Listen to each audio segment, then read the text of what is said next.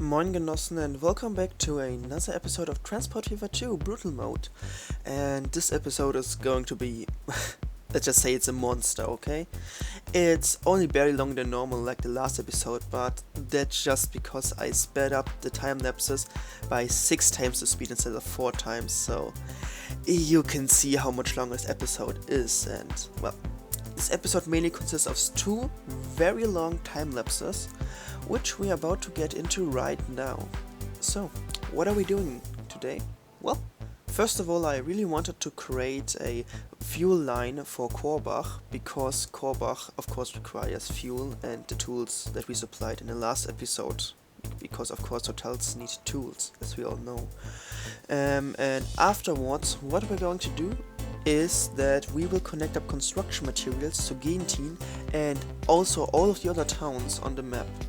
And we're going to do that by connecting up a special kind of construction material plant, which is introduced in the modern playing Industry Expanded, and it basically just takes stone and another new resource, marble, and creates 2 construction material. And that's great because of course I could run the trains 2 ways, by transporting stone, which is close to Gentin, and then transporting back construction materials to Gentin, because there are cars in this game which can transport both stone and building materials.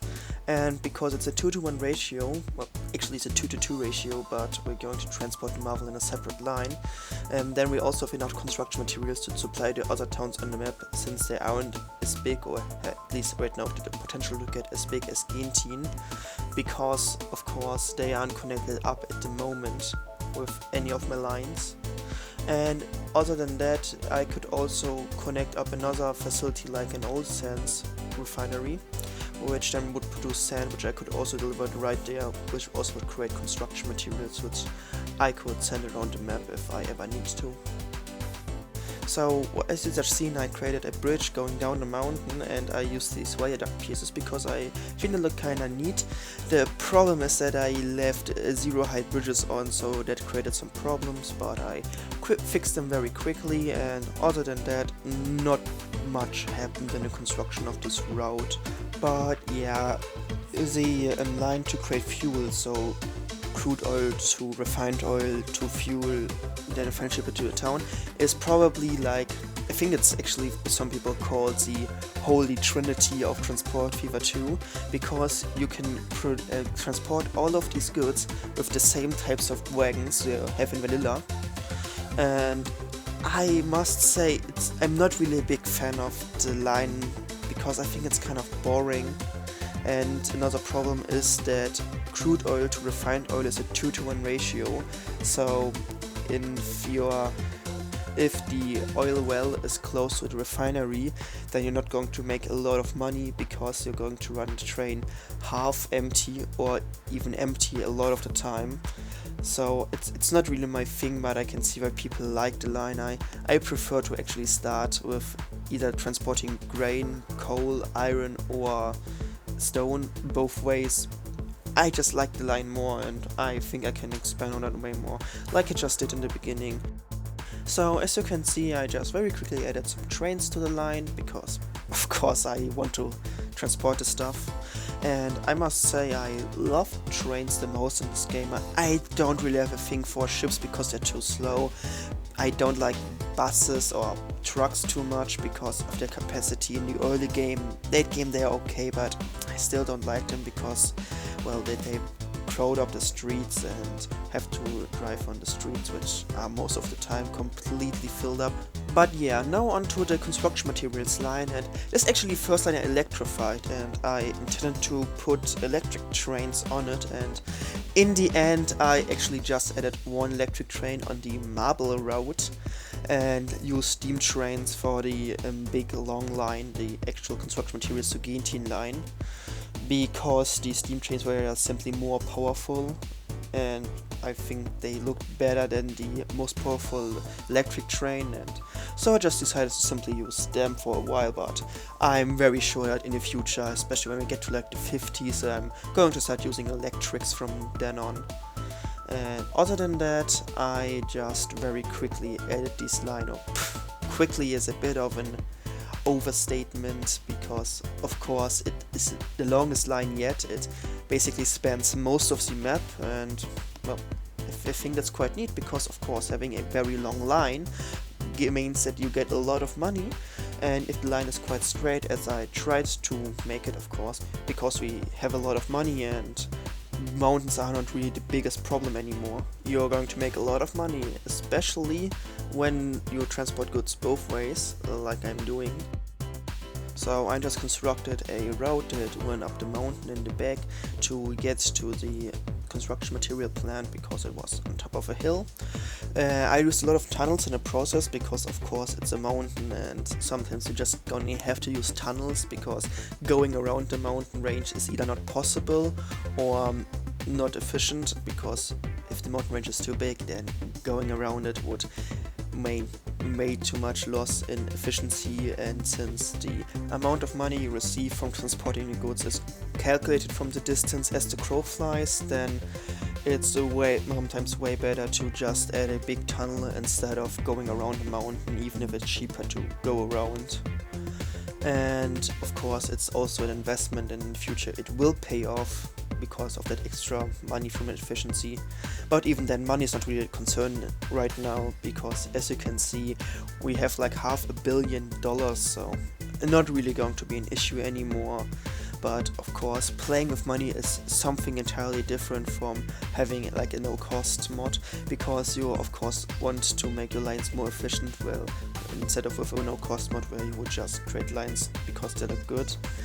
And especially when it gets to like bullet trains, you can still lose a lot of money. Like you can lose like tens of millions each year, or well, every 10 minutes, because of course I play with a mod that allows me to change the data speed, so I can remain in a time period for a longer time, which I'm definitely going to do when we get into the more modern times.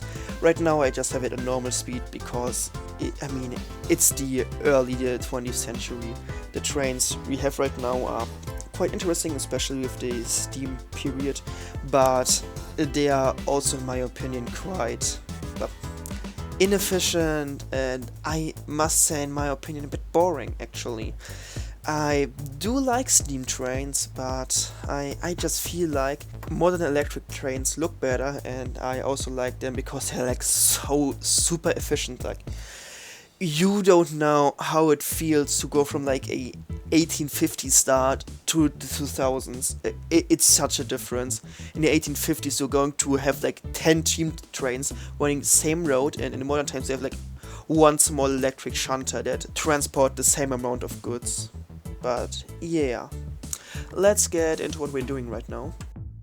As you could see, we just finished up constructing the route, and we just quickly add some signals, again with the auto signal mod, because it's just very quick and it's a total lifesaver, because having to place all of these signals manually is just the most annoying thing in the world. But after I finished constructing the signals, I decided to also hook up the town of Augustusburg, because they also require construction materials and they are quite close to the main line.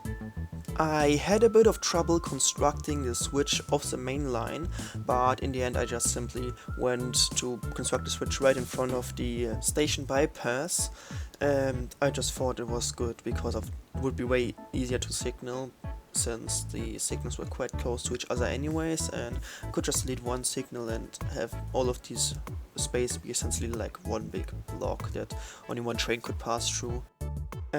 After I finished setting up the line, I realized that I forgot to place a switch in front of the cargo station at Augustusburg. So I just quickly constructed that, and I added a train on there. I wasn't quite sure what kind of train I wanted to have on there, so in the end I decided to add a electric train again, because I thought that we already had enough steam trains and I want to create more electric trains. So actually it's not just the marble line that's electrified, but also the construction materials line to Augustusburg. But anyways, I just very quickly set it up, and afterwards I decided to also connect up the town of whhen, which was very small and had nothing else connected, so I just set up a very small line. I didn't even bother to put in an electric train because I just simply put in a steam train since it had a lower running cost, and I just really wanted to save on money with that route since I didn't think it was ever going to make any sort of money. So I just very quickly set the line up afterwards, and the track I constructed was not parallel running but running next to it, so the tunnel I constructed actually ended up farther up, and that's what you can actually see in the thumbnail. I just think it looks quite neat because I like tracks which are parallel but not next to each other, if you know what I mean. And yeah, nothing really much happens while constructing it, so let's just get to the panning shot. This is me signing off. Have a good day and take care. Goodbye.